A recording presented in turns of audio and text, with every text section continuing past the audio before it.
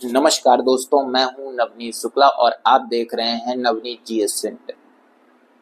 आज हम लोग लेकर आए हैं आपके लिए करंट का वीडियो, जिसमें हम आपको घटना चक्र की आई दृष्टि, जो अभी अपडेटेड मैगजीन आई है साल भर की, जो कि सितंबर 2023 से सितंबर 2024 तक साल भर का करंट अफेयर्स समाहित किए हुए है, उस मैगजीन को हम पूरा कराने का प्रयास करेंगे।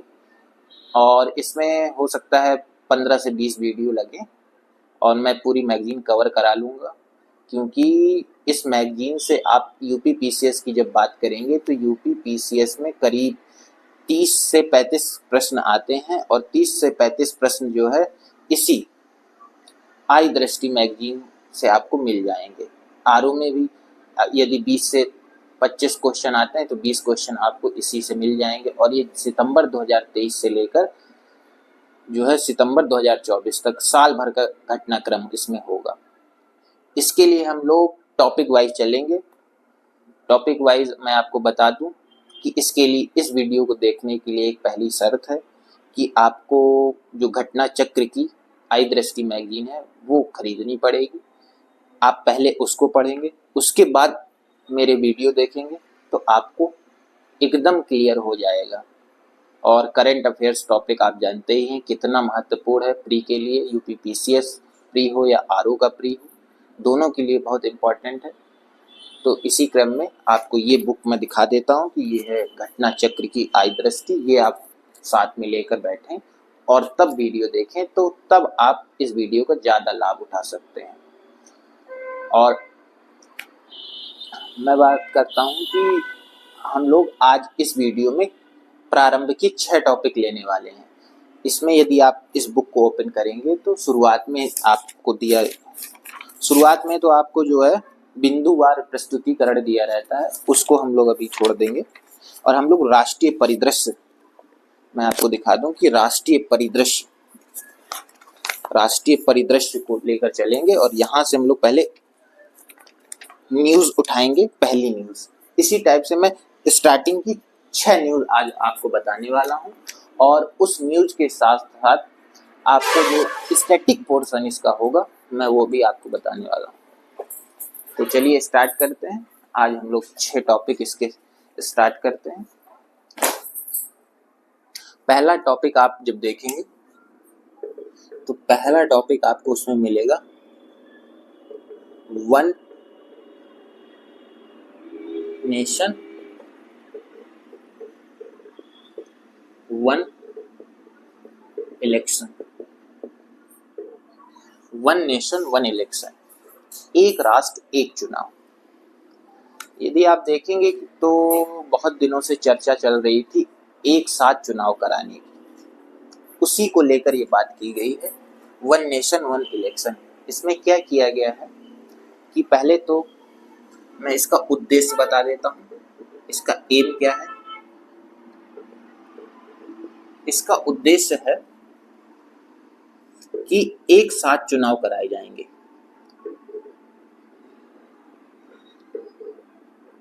एक साथ चुनाव किस चीज के?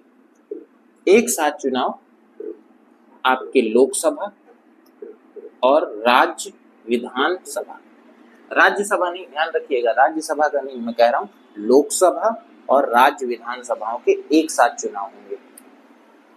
इससे लाभ क्या होगा? इससे लाभ जो होगा, जो खर्च होता है चुनावों पे हजारों करोड़ रुपए, वो कम होगा और आचार संहिता से जो निर्माण कार्य, जो विकास कार्य बाधित हो जाते हैं वो सुचारू रूप से चल पाएंगे। तो आचार संहिता से जो हमारे क्या होते हैं, आचार संहिता जब लगती है चुनाव से पहले 1 महीने पहले आचार संहिता लग जाती है, तो उससे क्या होते हैं कि विकास के कोई कार्य नहीं होते हैं, तो उससे विकास बाधित होता है। ठीक है, इतना आप समझ लीजिएगा कि मैंने बता दिया यहाँ पे। तो वन नेशन वन इलेक्शन का उद्देश्य है एक साथ चुनाव कराना, किसके? लोकसभा, राज्य विधानसभा और प्लस जो लोकल गवर्नेंस है, स्थानीय स्वशासन है, जो उन इन तीनों के चुनाव एक साथ कराए जाएंगे वन नेशन वन इलेक्शन में। ये अब बात कर लेते हैं कि न्यूज में क्यों था। न्यूज में इसलिए था क्योंकि कैबिनेट ने वन नेशन वन इलेक्शन का जो प्रस्ताव था अभी कानून नहीं बना, इसमें प्रस्ताव आया था, तो कैबिनेट ने उसे मंजूरी दे दी है। कैबिनेट, और आप जानते हैं कि कैबिनेट की मंजूरी देने का मतलब है कि लगभग ये लोकसभा से पास हो जाएगा, उसके बाद ये विधानसभा में जाएगा प्रस्ताव, लोकसभा से पास होने के बाद राज्यसभा में जाएगा, राज्यसभा से जब पास हो जाएगा तो फिर इसे राज्यों की विधानसभाओं में भेजा जाएगा, वहां से जब ये पास हो जाएगा तो राष्ट्रपति साइन करेगा, और राष्ट्रपति के साइन करने के बाद क्या हो जाएगा, ये कानून बन जाएगा। तो अभी ये प्रक्रिया के शुरुआती दौर में है, क्योंकि इसे अभी कैबिनेट ने इस प्रस्ताव को मंजूरी दे दी है। अब बात आती है इसके बैकग्राउंड की, मैं बात कर लेता हूं इसके बैकग्राउंड की। इसका बैकग्राउंड क्या है कि क्यों ये आया, तो आप जानेंगे कि हमारे यहाँ विधि आयोग बनता है। यदि आप बात करेंगे कि वर्तमान में कौन सा विधि आयोग चल रहा है, तो वर्तमान में 23वां विधि आयोग चल रहा है।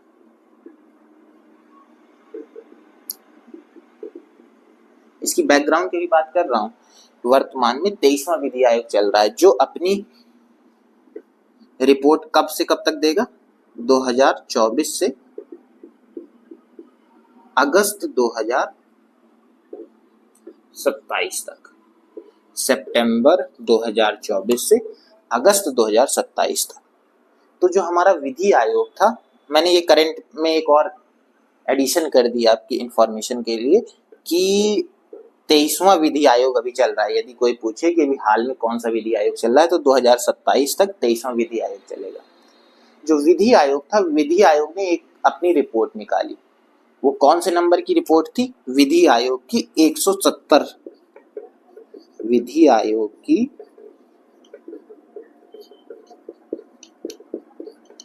170वीं रिपोर्ट,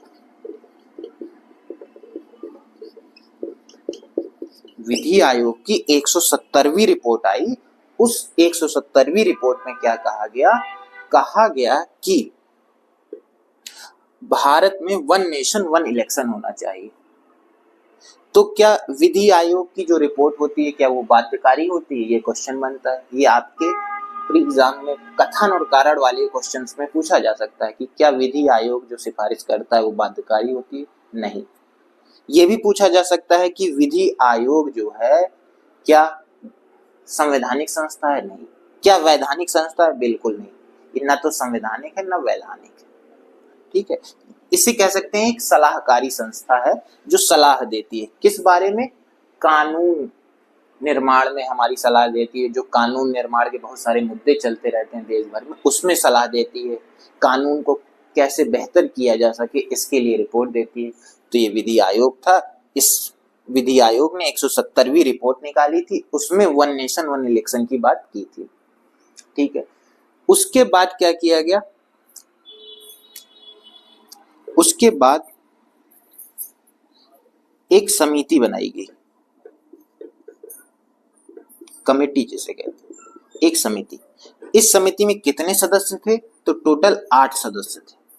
टोटल 8, मैंने कहा है टोटल, एक अध्यक्ष प्लस 7 अन्य सदस्य, टोटल 8 सदस्य थे। एक समिति बनाई गई। जब ये बात विधि आयोग ने कह दी, तो उसके बाद सरकारों ने एक कमेटी बनाई और उस कमेटी में 8 सदस्य रखे। उसका जो अध्यक्ष, ये एक अध्यक्ष रखा, 7 अन्य सदस्य रखे। अध्यक्ष थे जो हमारे पूर्व राष्ट्रपति हैं, रामनाथ कोविंद। रामनाथ कोविंद, मैं शॉर्ट में लिख दे रहा हूं, आप बुक से देखेंगे तो पूरी आपको जानकारी ये मिलेंगी। मैं इसको सरल तरीके से बता रहा हूं केवल। समिति में 8 सदस्य होंगे, इसमें एक अध्यक्ष होंगे जो रामनाथ कोविंद जो पूर्व राष्ट्रपति हैं वो होंगे, और 7 अन्य सदस्य होंगे। ये 7 अन्य सदस्य आपको याद करने की जरूरत नहीं है, लेकिन कुछ 2-4 आपको याद कर लेने चाहिए। ताकि कभी प्रश्न बने तो आपका प्रश्न गलत ना हो। उन 7 सदस्यों में हैं हमारे गृह मंत्री अमित शाह जी, अर्जुन राम मेघवाल, हरीश साल्वे, NK सिंह। इस तरीके से 7 सदस्य और हैं, और एक है रामनाथ कोविंद जो कि अध्यक्ष हैं। याद रखिएगा 8 सदस्यों की समिति बनी थी। इसने भी रिपोर्ट दी और इसने भी अपनी रिपोर्ट में क्या कहा, वन नेशन वन इलेक्शन की बात की इस समिति ने। उसके बाद इसकी रिपोर्ट राष्ट्रपति को सौंपी गई। तब राष्ट्रपति ने विचार विमर्श किया और फिर कैबिनेट ने इस प्रस्ताव को मंजूरी दे दी। अभी हाल में इस सितंबर की घटना है कि जो है कैबिनेट ने मंजूरी दे दी। तो ये बैकग्राउंड में आप समझ गए कि क्यों आया, क्योंकि विधि आयोग की 170वीं रिपोर्ट और जो कमेटी बनाई गई थी वन नेशन वन इलेक्शन के लिए, उस कमेटी के 8 सदस्य जो थे जिसमें अध्यक्ष रामनाथ कोविंद थे, उस समिति ने ये सिफारिश की थी कि वन नेशन वन इलेक्शन लाया जाए, इसीलिए लाया जा रहा है। तो कैबिनेट ने प्रस्ताव मंजूर भी किया। अभी एक कानून नहीं बना, अभी कानून बनने में देर है, ठीक है। अब जब कानून बन जाएगा ये, तो क्या क्या किया जाएगा, जब ये कानून बन जाएगा तो आप जानेंगे कि अनुच्छेद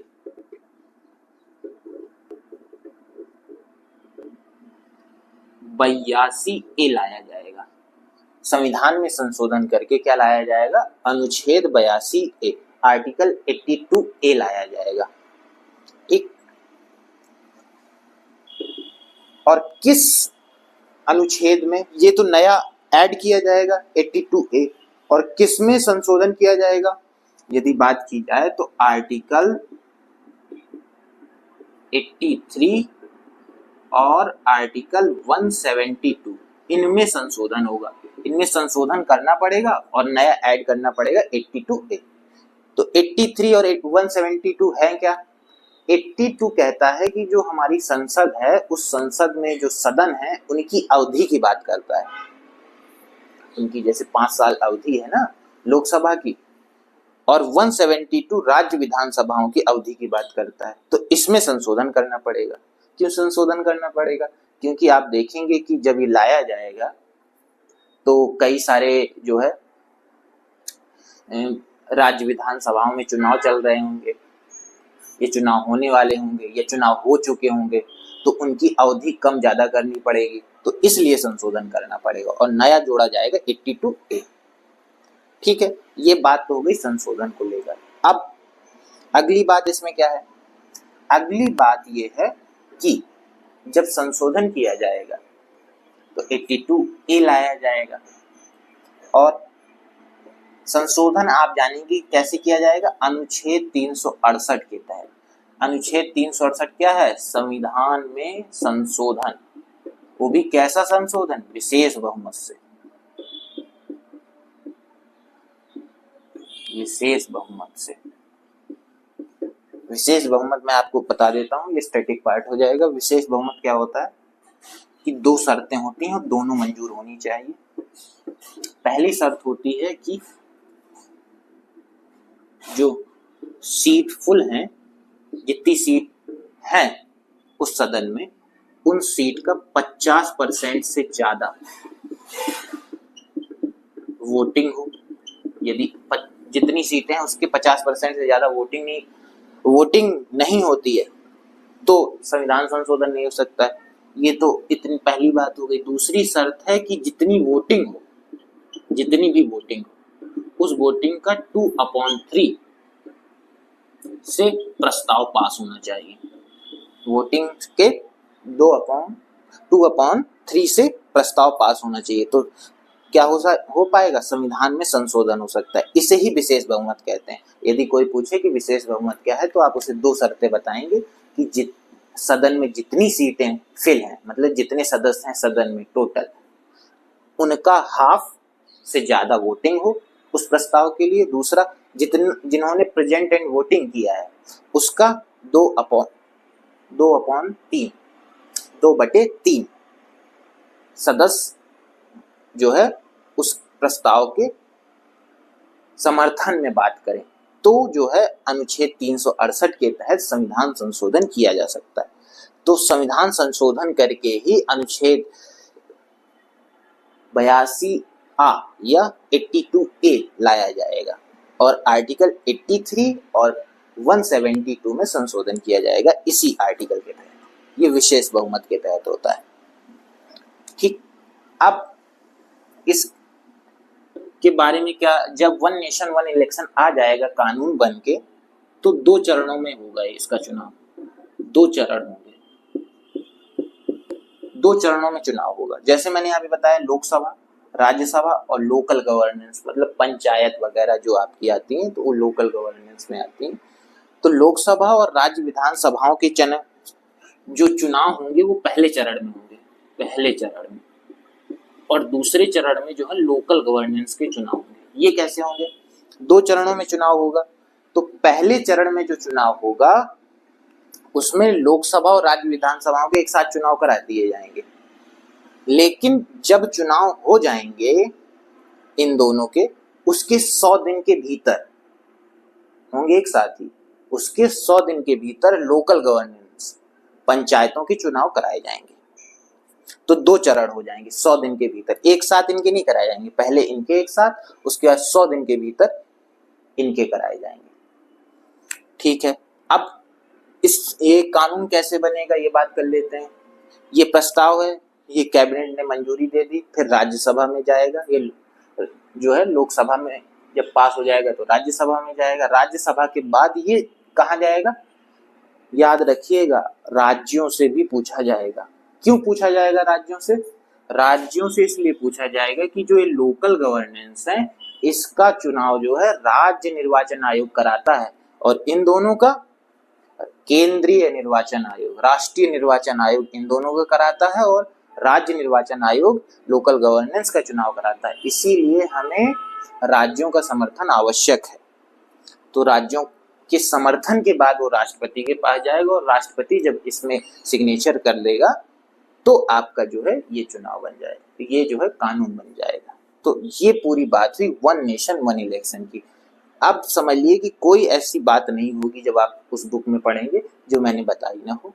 आई दृष्टि, लेकिन आपको याद रखिएगा साथ में लेकर पढ़ना है इस वीडियो को देखते हुए, तभी आपको फायदा है। ये हो गया वन, पहली न्यूज।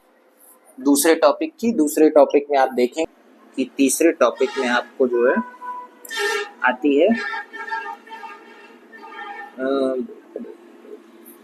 पीएम जनजातीय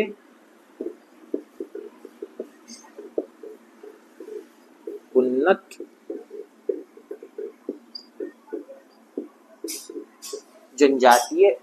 ग्राम योजना, जनजातीय उन्नत ग्राम योजना। प्रधानमंत्री की जो जनजातीय उन्नत ग्राम योजना है वो हमारा अगला टॉपिक है। इसमें हम लोग क्या बात करेंगे? इसमें हम लोग बात करेंगे कि इस योजना में क्या किया जाएगा कि आप जैसे कि जानते हैं कि हमारी 2011 की जनगणना के अनुसार हमारे देश में जो जनजातियों की संख्या है, जनसंख्या है, वो 10 करोड़ के करीब है।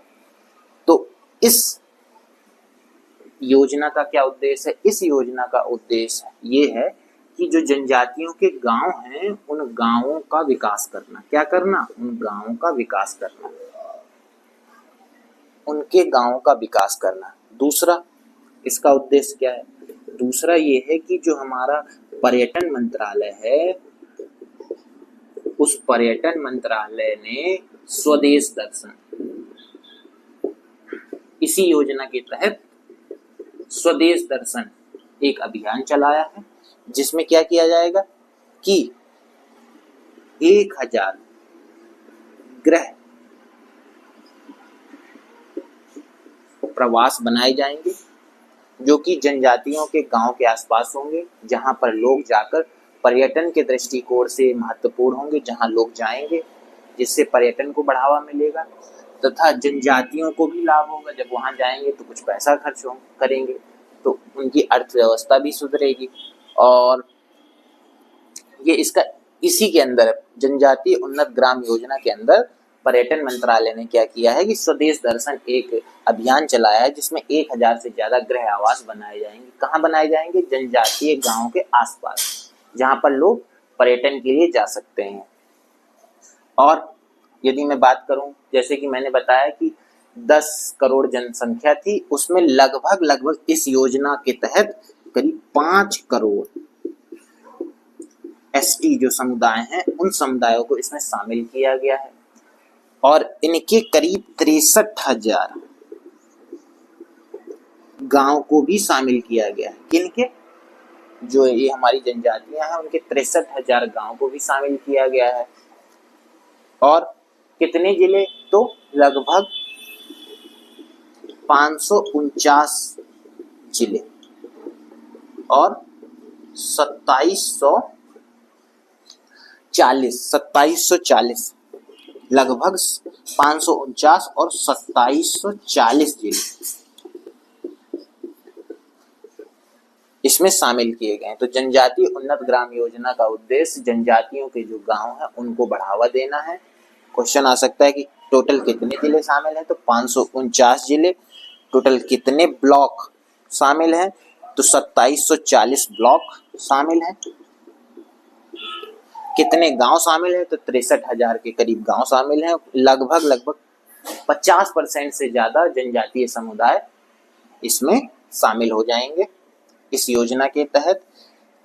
यदि आपसे पूछ ले कि क्या यह योजना पूरे देश में लागू होगी, तो नहीं। कथन कारण में क्वेश्चन बन सकता है। ये केवल 30 राज्य प्लस यूटीज, 30 राज्य और यूटीज को मिलाकर, मतलब 30 राज्य, 30 राज्य नहीं है, टोटल 30 है। राज्य और यूटीज इन सबको मिला के 30 स्थानों पर केवल ये चलेगी, जिसमें स्टेट और यूटीज दोनों शामिल हैं। तो सारे राज्य और सारे यूटीज, अगर क्वेश्चन बन जाए कि क्या यह योजना सारे राज्य या सारे यूटीज को मिलाकर बनाई गई है, तो नहीं। ये केवल 30 राज्यों और 30 राज्यों नहीं, मेरे कहने का मतलब समझिए कि 30 का मतलब राज्य और यूटीज दोनों से है। दोनों को मिलाकर कुल 30 स्थानों में ये चलाई जाएगी जनजातीय उन्नत ग्राम योजना। पर्यटन मंत्रालय इसके अंतर्गत क्या करेगा? स्वदेश दर्शन अभियान चलाएगा। स्वदेश दर्शन अभियान के तहत 1000 गृह आवास उन्हीं गांव के आसपास बनाए जाएंगे, ठीक है, जिससे पर्यटन को बढ़ावा मिलेगा, उनकी अर्थव्यवस्था सुधरेगी।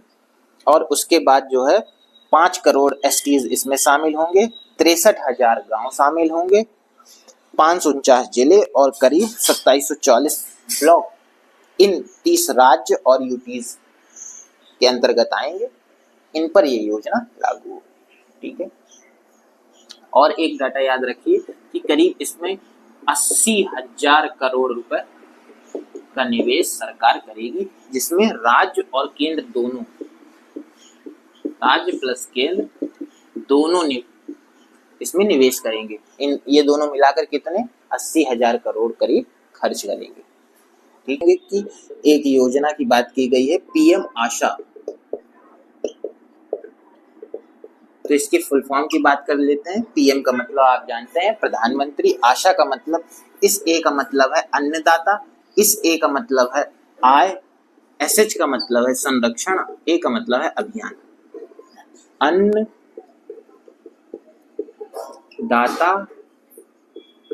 आय, संरक्षण, अभियान। अन्नदाता आय संरक्षण अभियान, यह योजना आई कब थी? यह योजना 2018 में आई थी। तो अब हम क्यों पढ़ रहे हैं? ये क्वेश्चन उठता है। इसलिए पढ़ रहे हैं क्योंकि 2024-25 के अंदर 35,000 करोड़ रुपए इस योजना में व्यय किए जाएंगे 1 साल के भीतर। पीएम आशा योजना, तो ये इसका उद्देश्य क्या है, क्यों खर्च किए जाएंगे? तो इसका एम समझ लेते हैं। इसका एम है कि एमएसपी केंद्रित, अर्थात अन्नदाता, इसके शब्द से ही समझिए, अन्नदाता का मतलब किसान, उनकी आय को संरक्षण करना इसका उद्देश्य है। किसकी? किसानों की आय को। या आप कह सकते हैं कि एमएसपी केंद्रित थी। उनकी केवल आय नहीं, जो कृषि उत्पाद है उन उत्पादों में जो मूल्यों में उतार चढ़ाव आता है उसको भी ये नियंत्रित करती है पीएम आशा योजना। तो इसमें केवल ये बात याद रखनी है कि 2024-25 में कितने हजार करोड़ रुपए दिए गए हैं, तो 35,000 करोड़ रुपए इसमें व्यय किए जाएंगे। किसमें? पीएम आशा योजना में। पीएम आशा योजना 2018 में आई। ठीक है, इसके 3 घटक हैं। 3 घटक का मतलब है कि 3 और स्कीमें इसके अंदर समाहित हैं। जो पुरानी 3 स्कीमें हैं वो भी इसके अंदर समाहित हैं। वो पुरानी 3 कौन सी हैं? पहली है पीएसएस, दूसरी है पीडीपीएस और तीसरी है पीएसएफ। पीएसएस का मतलब है price support scheme, price support scheme. दूसरा का मतलब है प्राइस डेफिसिट पेमेंट स्कीम और तीसरे का मतलब है प्राइस स्टेबलाइजेशन फंड। ये तीनों स्कीम हैं। इन तीनों स्कीम को भी इसके अंदर रखा गया है, जो कि हमारे जो अन्नदाता हैं, किसान, उनकी आय को संरक्षित करती हैं ये तीनों स्कीम। तो ये तीनों स्कीम भी इसके अंदर समाहित है। ठीक है, तो ये तीनों घटक पूछे जा सकते हैं कि पीएम आशा के इनमें से कौन सा घटक नहीं है। तो ये 3 घटक याद रखिएगा, price support scheme, price deficit payment scheme, price stabilisation fund. ठीक है, 2018 में आई थी। और याद रखने वाली चीज इसमें यह है कि 35,000 करोड़ रुपए 2024 से 25 के बीच इसमें घटित खर्च किए जाएंगे। ठीक है, आगे चलते हैं, अगली न्यूज हम लोग लेते हैं। अब हम लोग अपने चौथे टॉपिक की ओर चलते हैं। चौथे टॉपिक में आप देखेंगे कि बायो राइड योजना है। बायो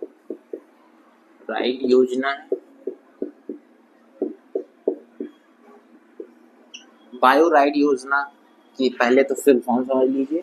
ये हो गई बायो टेक्नोलॉजी, उसके बाद रिसर्च,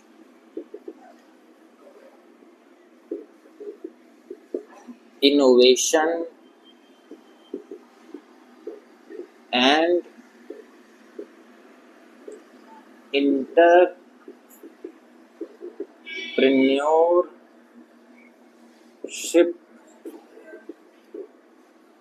एंटरप्रेन्योरशिप डेवलपमेंट। तो ये हो गई बायो राइड की full form, biotechnology, research, innovation and entrepreneurship development. यह योजना बायो राइड कहलाए। इस योजना की फुल फॉर्म ये है। ठीक है, अब आप इस योजना में देखोगे कि ग्लोबल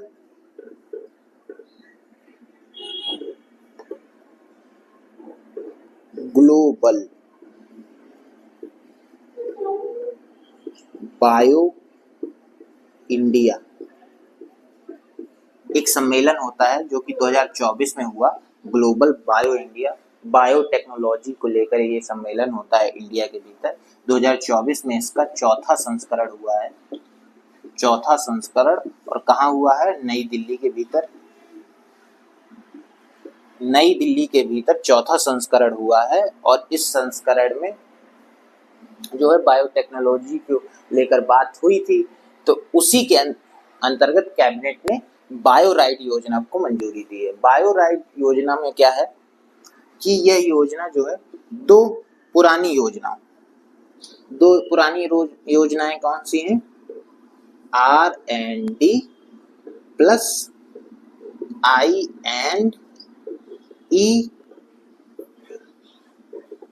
I&ED। इसका क्या मतलब है? इन दो योजनाओं को मिलाकर बायो राइड योजना बनाई गई है। इसका मतलब है रिसर्च एंड डेवलपमेंट। किस क्षेत्र में? बायोटेक्नोलॉजी के क्षेत्र में रिसर्च एंड डेवलपमेंट योजना पहले चलती थी। दूसरी दूसरी है इंडस्ट्री एंड एम्प्लॉयमेंट डेवलपमेंट योजना। इन दोनों को मिलाकर क्या बना दिया गया है, बायोराइड। इन दोनों योजनाओं के जो घटक थे इनको शामिल करके बायोराइड योजना बनाई गई। इसका उद्देश्य क्या है, इसका उद्देश्य है कि जो बायोटेक्नोलॉजी का क्षेत्र है उसमें मानव संसाधनों की भूमिका को बढ़ाना और बायोटेक्नोलॉजी का यूज करके अपनी आय में वृद्धि करना, ठीक है, और बायोटेक्नोलॉजी के क्षेत्र में रिसर्च करना, नवाचार लाना, यह इसके उद्देश्य हैं। तो याद रखेंगे कि बायोराइड योजना के अंतर्गत कौन कौन सी शामिल है, रिसर्च एंड डेवलपमेंट योजना, और आई का मतलब यहाँ इंडस्ट्री से, इंडस्ट्री एंड एम्प्लॉयमेंट डेवलपमेंट को जोड़कर बायोराइड योजना बनाई गई थी। और ये बात क्यों उभर के आई, क्योंकि ग्लोबल बायो इंडिया सम्मेलन नई दिल्ली के भीतर 2024 में हुआ था। ये पूछा जा सकता है कि कौन सा संस्करण था, तो ये इसका चौथा संस्करण था, ठीक है।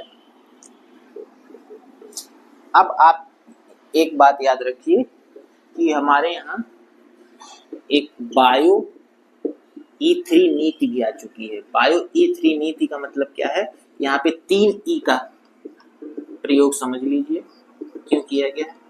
इसका मतलब है इकोनॉमी, इसका मतलब है इन्वायरमेंट, और इसका मतलब है एम्प्लॉयमेंट। इकोनॉमी, इन्वायरमेंट और एम्प्लॉयमेंट, इन तीनों को ध्यान में रखकर बायोटेक्नोलॉजी का यूज किया जाएगा, इसीलिए ये नीति आई थी।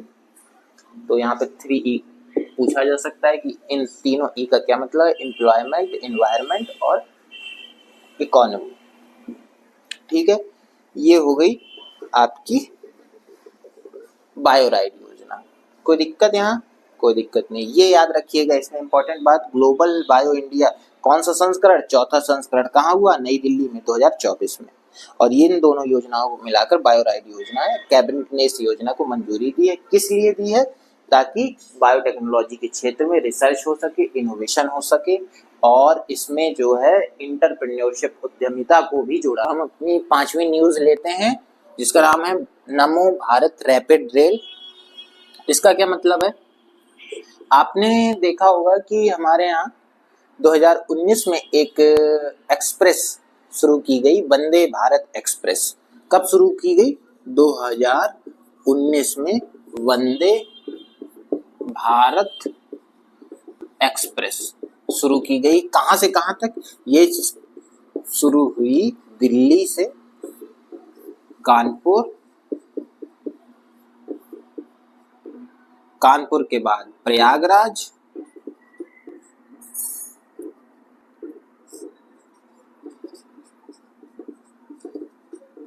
फिर आपका वाराणसी।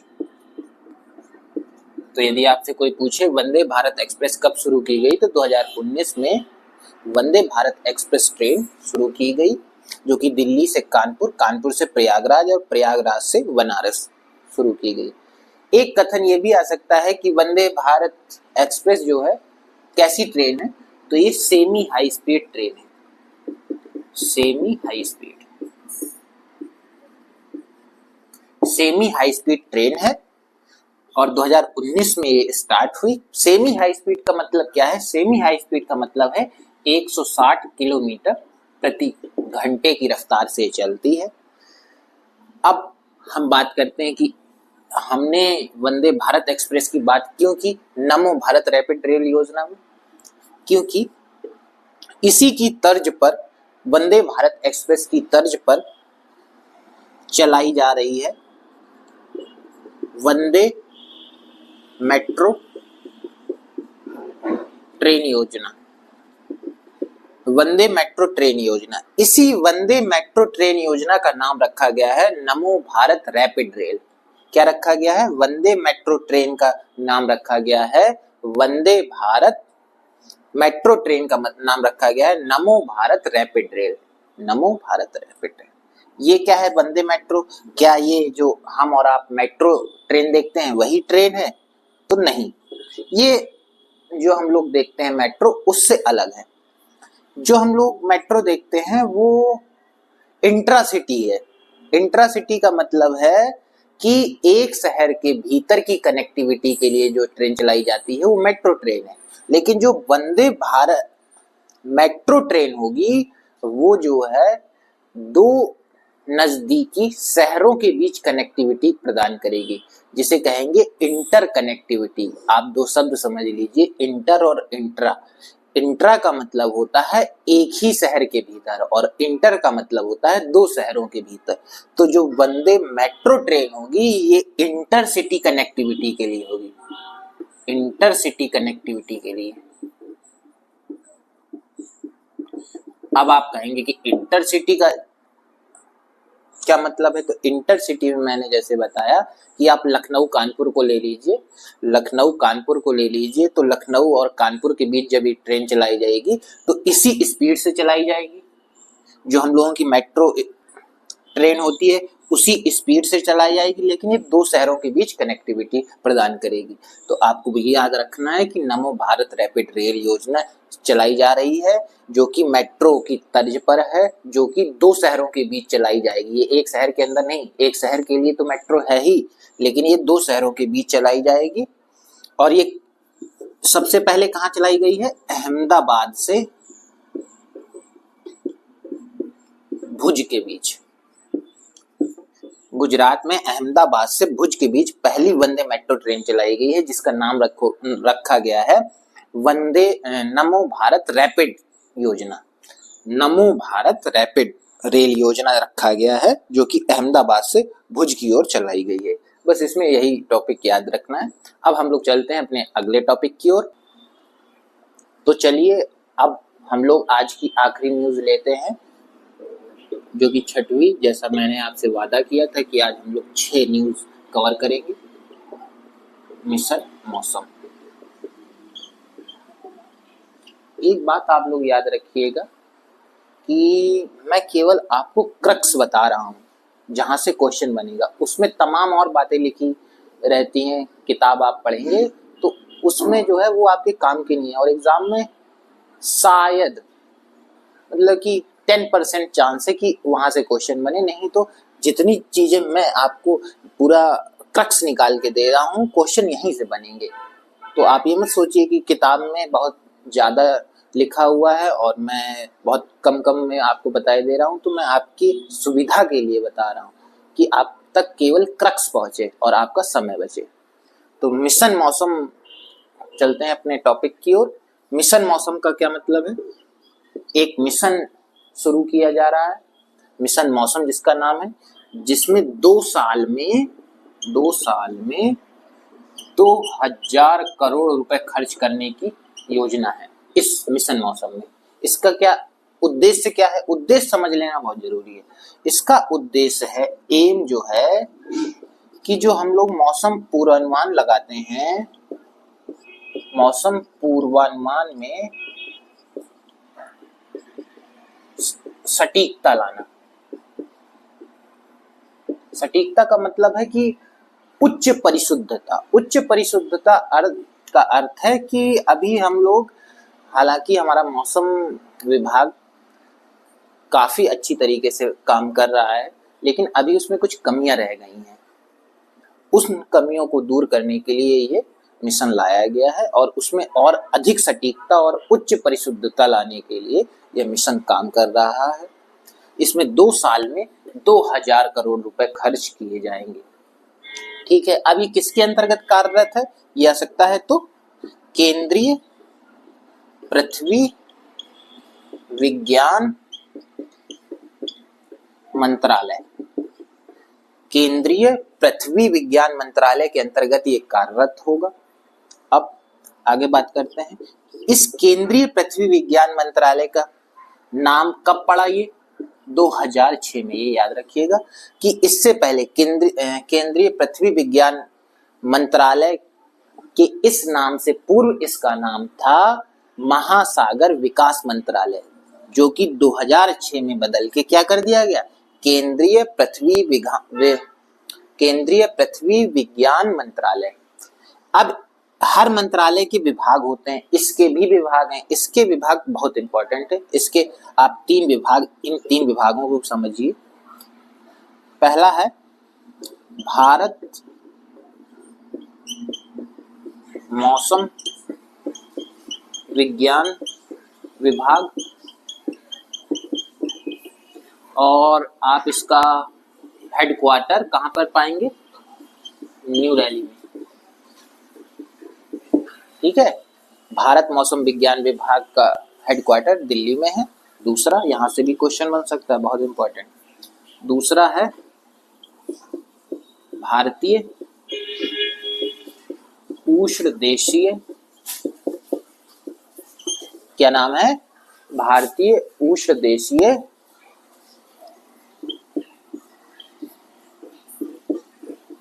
विज्ञान संस्थान।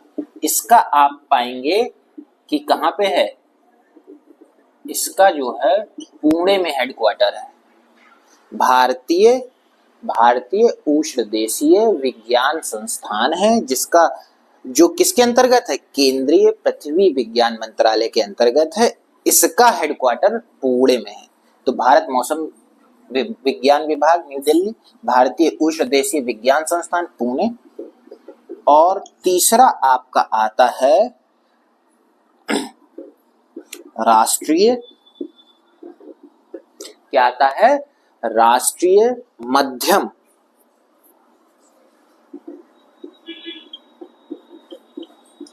क्या आता है?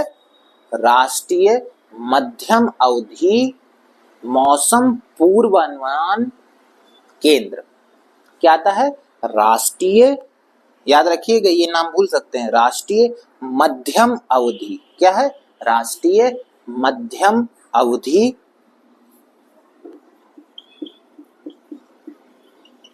मौसम पूर्वानुमान केंद्र। इसका जो आप पाएंगे केंद्र, हेडक्वार्टर नोएडा में। ठीक है, और ये इस न्यूज से केवल यही इंपॉर्टेंट है कि 2 साल में इसमें 2000 करोड़ रुपए खर्च करे जाएंगे। इसका उद्देश्य मौसम के पूर्वानुमान में सटीकता या उच्च परिशुद्धता लाना, साथ ही साथ इसमें टेक्नोलॉजी को भी जोड़ना है। जैसे एआई का यूज मौसम विभाग करेगा और अन्य टेक्नोलॉजी का यूज करेगा मिशन मौसम के अंतर्गत। ये किसके अंतर्गत आता है मिशन मौसम? केंद्रीय पृथ्वी विज्ञान मंत्रालय के अंतर्गत आता है। केंद्रीय पृथ्वी विज्ञान मंत्रालय का नाम केंद्रीय पृथ्वी विज्ञान मंत्रालय कब पड़ा? तो 2006 में पड़ा। तो इससे पहले क्या था? इससे पहले महासागर विकास मंत्रालय था। इसके 3 विभाग हैं। 3 विभाग कौन से हैं? भारत मौसम विज्ञान विभाग, भारत मौसम विज्ञान विभाग, जो कि नई दिल्ली में है। दूसरा आपका है भारतीय उष्णदेशीय विज्ञान संस्थान, जो कि पुणे में है। और तीसरा है राष्ट्रीय मध्यम अवधि मौसम पूर्वानुमान केंद्र नोएडा। तो ये आपकी आज की 6 न्यूज हो गई, और करीब मुझे लगता है कि 50 मिनट के आसपास का समय होगा। इसी प्रकार की हम 6 न्यूज लाएंगे, और पहले हम लोग राष्ट्रीय जो है क्या राष्ट्रीय परिदृश्य को देखेंगे, उसके बाद अंतर्राष्ट्रीय परिदृश्य में चलेंगे। इस प्रकार हम लोग अपनी जो आई दृष्टि है उसको पूरी समाप्त करेंगे। और जब आपने यहाँ तक वीडियो देख ही लिया है तो चैनल को सब्सक्राइब भी कर दीजिए, और इसी तरह की वीडियो पाने के लिए बेल आइकन को भी प्रेस कर दीजिए। चलिए आज का वीडियो यही समाप्त करते हैं।